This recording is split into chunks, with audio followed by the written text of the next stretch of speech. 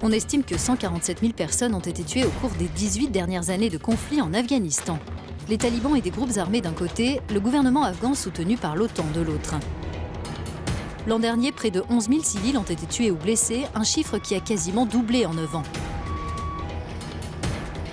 La recrudescence des attaques suicides menées par des opposants au gouvernement et des frappes aériennes des forces afghanes s'est traduite par une hausse du nombre de victimes civiles l'an dernier.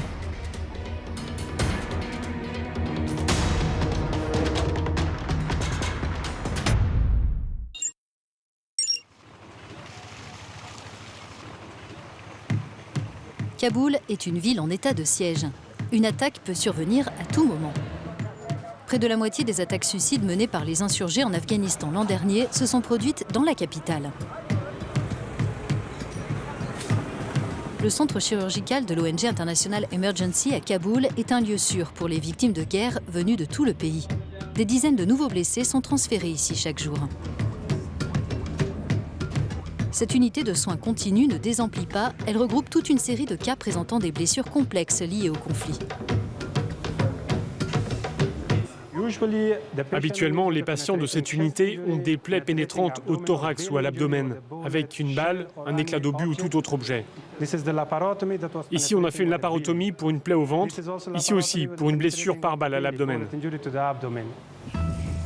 Près de 1000 enfants ont été tués en Afghanistan l'an dernier. Sur les 2000 qui ont été blessés, le centre en a pris en charge près de la moitié. Mustapha, 12 ans, a reçu une balle lors d'un échange de tirs. Ses jambes étaient paralysées à cause de 2 vertèbres cassées. Sa rééducation quotidienne donne progressivement des résultats. Les médecins estiment qu'il pourra de nouveau marcher dans un mois. Je travaillais dans le champ avec mon père quand j'ai reçu une balle. J'étais touché du côté droit et la balle s'est coincée près de mon épaule gauche. La première chose que je veux faire après, c'est retourner à l'école. Une équipe de près de 400 médecins, chirurgiens, kinésithérapeutes et infirmiers travaille 24 heures sur 24 pour traiter des patients en urgence vitale. Il y a 2 ans, 130 personnes avaient été transférées ici après une explosion. Le centre a été agrandi et du personnel formé pour faire face à la multiplication de ce genre d'événements qui fait de nombreuses victimes en même temps.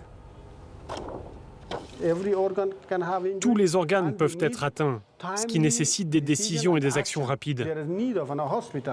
Donc on doit s'occuper de tout en même temps. En situation normale, les hôpitaux disposent de différents services.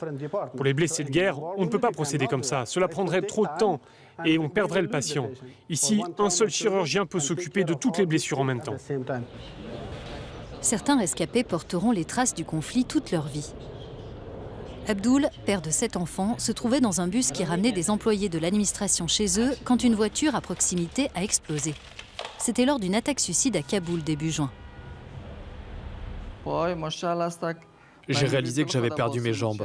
J'ai rampé et poussé avec mes bras pour sortir du bus. Mon frère, qui était assis à l'arrière, a réussi à sauter en dehors du bus. Je l'ai appelé pour qu'il m'aide parce que j'avais des brûlures. Il m'a aidé, il a sauvé 3 autres personnes ce jour-là, mais pas mon oncle. Je l'ai vu mourir dans les flammes. L'Union européenne apporte son soutien à des services d'urgence dans le pays. Son département à l'aide humanitaire a augmenté son aide aux soins en traumatologie et facilite l'accès à la santé dans des zones où les structures régulières ne peuvent pas fonctionner. Actuellement, environ un quart de notre budget total est destiné aux services qui prennent en charge les traumatismes de guerre. Dans quelle mesure est-ce difficile de fournir ce type d'assistance dans un pays comme l'Afghanistan ? C'est de plus en plus dur. Les efforts en matière de santé sont vraiment attaqués en ce moment. Depuis le début de l'année, plus de 100 centres ont été pris pour cible. Ce qui veut dire que beaucoup de gens n'y ont plus accès et que c'est aussi de plus en plus dangereux pour les personnels de santé de travailler dans ce type de structure.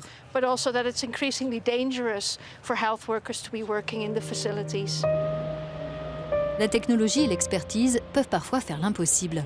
Atagoul avait perdu une partie de son crâne et de son cerveau dans une explosion, mais aujourd'hui il est en train de récupérer.